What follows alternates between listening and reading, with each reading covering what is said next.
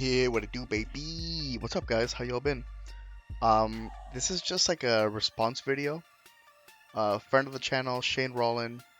If I'm saying your name wrong, I'm sorry. Go check out his video, and in the description, um he talks about Gohan and the Dragon Ball story arc, and he made a very cool video. And I guess this is like a response to that. And he talks about like he wishes Toriyama had done more with Gohan and Gotenks, right? Instead of Goku. And I think he was going in that direction for a while. And and I agree with him. And this is a response. I'm gonna speak on devil's advocate though on this, because like Dragon Ball for me, like when I started watching it, I was like 6 years old, and we're very critical of the show, but at the same time, bro, I was watching it as a 6 year old, so my first experience with Dragon Ball was Vegeta killing Zarbon. That was the first episode I saw, right? But at that point of time, I wasn't used to that type of show. Like I was watching Biker Mice from Mars, I was watching Street Sharks, Ninja Turtles, Gargoyles. Like I was watching shows that weren't like, you catch the bad guy, you turn him in, the show ends, let's have some jokes, it's funny. But no, bro, like Dragon Ball wasn't that type of show. Dragon Ball was like out of here dropping bodies. And I don't know, like what I liked about the show was how complicated some of the characters were, and that's where my love for Vegeta began.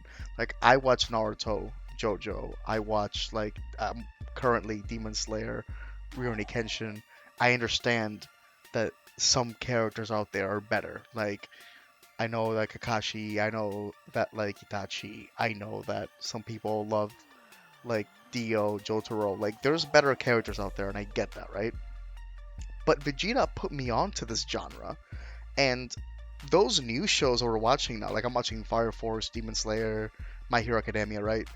They get to like look at the older shows and be like, let's not make that mistake, or let's do that. Let's have a Vegeta. Let's have a Trunks. Like we gotta have that in our show. Like like Dragon Ball laid the pavement, right? And Toriyama was very confused, and we're very critical of the show, but we can't be as critical of the show as we are with other shows, because I mean these shows are privileged with like Dragon Ball was a trailblazer, and not the first. I know there were other maybe even better shows back then, but the influence Dragon Ball did, and the sacrifices Dragon Ball did, and I mean real sacrifice, because Toriyama was learning as he went. I feel like he was writing it as he went. And Shane talks a lot about like he talks about Toriyama's like his desire, I guess, to make Goku the lead the whole time. But we can see in the Cell arc that Gohan was starting to be the lead, and Toriyama himself even wanted to make Gohan the leader for a while, right? And I thought that was always curious, because it should have just ended at the Cell arc. Like, think about it. If Dragon Ball ends at the end of the Cell arc, I think it remains one of the greatest shows of all time. Like, I really do. Like, that was like that right there was amazing. The Buu arc, I like every arc of Dragon Ball and Dragon Ball Z and Dragon Ball Super, right? I'm very critical of them, because when I love something, I don't just close my eyes and deny it has faults, because that would make me a fool, right? And there's a lot of flaws in a Buu arc, and one of the biggest ones is Gohan. And I was making a post earlier making fun of Gohan, like as a meme, it's all jokes. But on a serious note, Gohan just disappointed me, because I loved Gohan. Gohan was my second favorite character. When you're making a character, right, in a story, stories are either story driven or character driven, and they can fluctuate. Like if you watch the Avengers movie, right? If you watch the Avengers movies, that's very like story driven, right? Um, if you're watching maybe a documentary, obviously that's character driven. But the difference is, like in Dragon Ball, it was very character driven, because you're following the story of Goku growing as a character from a baby to a martial artist, right? So you're watching his journey. In Dragon Ball Z, it felt so different, because you're actually just watching like the events that are happening on Earth, and Goku just happens to be on them because he is the most powerful man on Earth, and he welcomes the conflict, right? In Dragon Ball, we were just following the tale of this kid, right? But the problem is that when you become a more story-driven story that follows such a powerful character, it makes it harder for the writer to just inherently pass the torch along to a side character and try to promote him to be a protagonist. Because now this character has to not only, I don't know, surpass the old character, but have a strong enough like story to back that up. Because Goku had Dragon Ball to go before him. And it's so interesting because they were doing that perfectly with Gohan. But then they kind of blew it. Because Gohan, like my favorite Gohan was like Kid Gohan training with Piccolo. That to me that's my favorite Gohan. That like 6-year-old kid that like that's like training by himself eating dinosaur tail. Like that's my favorite Gohan.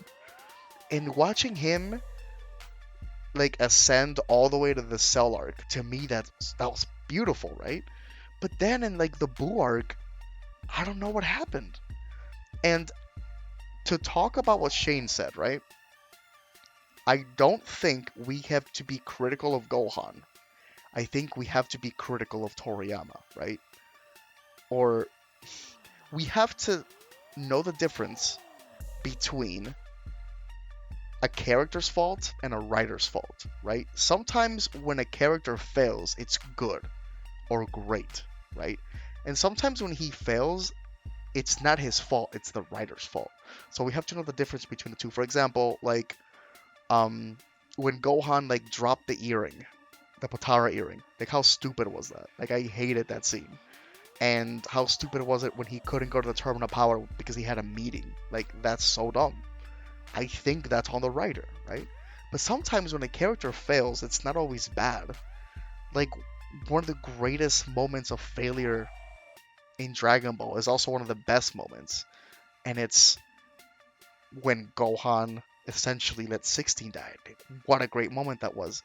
When when Trunks watches Gohan die right in front of him. Like that's a sick, well, he was already dead, but that moment where these characters died, this is a moment of failure. This is a moment of loss. This is a moment where a character now gets to like evolve off of his failure, right? But that's not what those other moments were. That was the writer, I think, being lazy. And he admits that he doesn't like Vegeta. He admits that he doesn't know how to draw female Super Saiyan, like Shane was talking about. He admits to have forgotten about Tien's girlfriend. He forgets characters. He forgets that Trunks, Kid Trunks, and Goten should have had a tail. You know, like he's not perfect. And again, like I said before, we can be as critical because he's like a trailblazer. He was writing it as he, you know, he didn't have much. He had Journey to the West to draw from, right? But shows like One Piece, shows like Dragon Ball, they were just kind of going with it, you know. Shows from today, they get to draw inspiration from the past and not make those mistakes. But Dragon Ball, you know, like he was just going along with it. And in itself, Gohan could have been, because in my opinion, Vegeta's the greatest fictional character of all time. Like again, I know that there's better ones, but he hit me a certain way. And I've written theses in college. I took a public speaking class, and I've made essays, I've made speeches. I took like a debate class, and made and I would debate people on why Vegeta is the greatest fictional character in the world. And I understand he's not. I understand there's better written characters. I get that, but to me, that was my point. I had to argue that, and I did a pretty well, damn good job. And I know that if you're watching Naruto, like I know Itachi is amazing, I know Kakashi's better, and I get they're better, but they didn't hit me the way Vegeta did, right? If you're watching Demon Force, if you're watching Fire Force, if you're watching any of these new shows, a lot of them draw inspiration from those older shows, even like My Hero, right?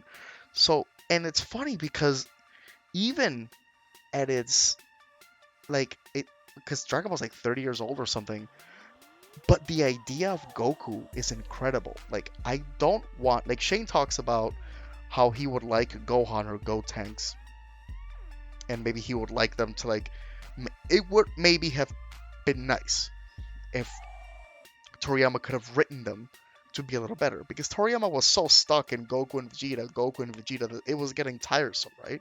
And it still is. I don't think they're ever gonna let go of that. But I want Goku to be the number one dog.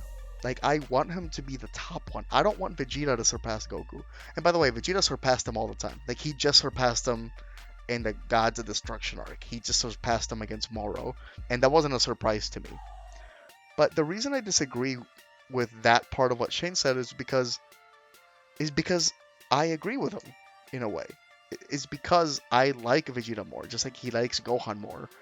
And I want that identity that they have to stay the same. Vegeta thrives with his failure. Vegeta thrives with him not being as strong as Goku. Like, that would be lame if Vegeta just beat Goku. And, like, where would he go? Because his best moments are when he is, like, overcoming hurdles that he shouldn't have overcome. Goku does it, but he's expected to do it. You know what I mean? And Vegeta, in a lot of ways, kind of isn't, but he knows that he is. Like, that's where his toughness comes from. And a lot of his opponents, like, make fun of him to his face. And I love that. I love that he's disrespected. And the great thing about Gohan is the way that he's written is as a character. He lives in a world where these demigods, these Kryptonians, these Saiyans welcome these challenges. Like, it's not like Spider-Man, where, like, it's a responsibility, like, he has to be a hero, but he doesn't kind of want to. Like, Goku not only wants that beef, but he will go out of his way to search for it. Like, he will throw you his hands, and if there's no villain, he'll go after it. And it's a very interesting take on a demigod, on a half god, half man type of hero. Like, what's the name of Sousa's son? Oh god, I'm forgetting at the moment. Perseus? Yeah, that was his thing. It was the responsibility of being half man, half like Zeus's son, right? And that with Hercules as well, he had similar challenges of, like, it was a responsibility bestowed upon him. And Vegeta and Goku are the type that are like, nah. Like, if something comes to Earth, we'll fight it because we're trying to get stronger, right? And that is such a, like, dumb take on it, but at the same time, it's genius because it opens up original kind of plot points, right? So Gohan is actually genius because he is introduced as a character that defends Earth in his own way. He actually doesn't want to fight, and that makes him complex. I think that makes him interesting, and I think that the fact that he wants to be a family man and that he doesn't want to fight, but he will if he has to, is great. I just think that the delivery later of exploiting that to the point that he wouldn't go to the Terminal Power on its pre-release day thing bout they had is kind of whack. Because he had a meeting, or him dropping the Batara earrings, there's more to it, but, like, I think they slept on him, especially in the anime, right? As opposed to the manga. But as far as characters go, like, we can all be proud of Gohan, of what he's done. We can all be proud of Trunks, of what he's done. I think Trunks, as a character, is incredibly well written. Like, masterfully. And I think Vegeta even more so. But sometimes I just think about what Trunks has done as a character, and it's incredible, right? But he wasn't mishandled. I just think Gohan, and I think that I feel bad for the character because I love Gohan, you know? So, and same with Vegeta. I just think Dragon Ball, as a whole, we just have to accept that it just has an identity issue. Like I said, it has a bit of an identity crisis, right? And what do you guys think? Do you guys think that Trunks, Gotenks would have been as better leads later on? Do you guys like that the way that Goku maybe has been, I guess, the protagonist the whole time? They did, I think, Gohan right and wrong in certain times, right? I think he's a really good character. I think so is Vegeta. I think you can draw inspiration from all of them. They're all very different, but Dragon Ball is heavily flawed. Like, you cannot compare it. Like, you can't even compare. Like, I watched Naruto is my favorite show of all time. Naruto Shippuden and regular Naruto. Like, I hate Boruto, but Boruto is a perfect example of a show about a lineage that fails, right?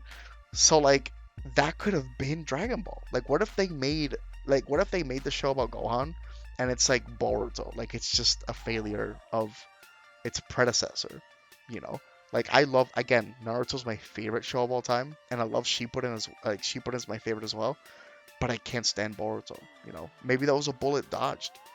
Maybe Dragon Ball would have been really bad with Gohan as the lead. Maybe, but I think that the way it was going with the Cell arc was good. I just think they failed later on.